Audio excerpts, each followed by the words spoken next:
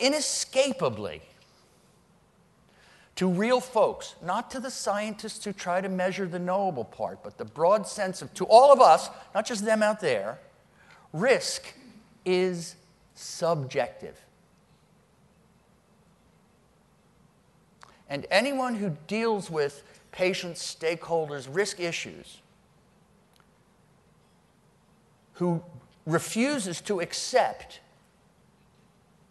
what bundles of science that I'll summarize now for you briefly teach us about how we subjectively perceive and respond to risk, who refuses to accept that, I will be provocative and say, is intellectually arrogant and doing a disservice to him or herself and the people they're serving.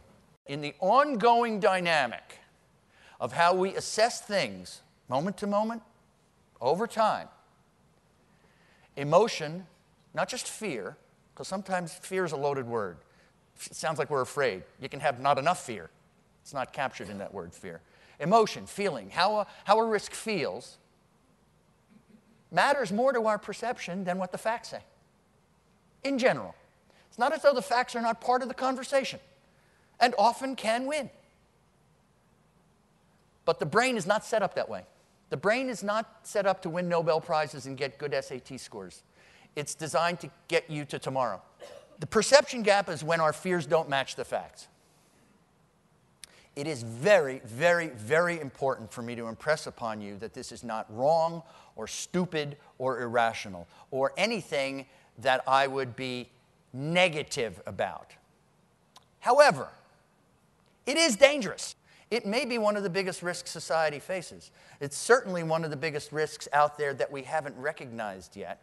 We deal with the physical, obvious ones, diseases and chemicals and crime and terrorism. They're kind of staring us in the face. What isn't staring us in the face is the fact that we sometimes are wrong, based on what the evidence says, in ways that are bad for us.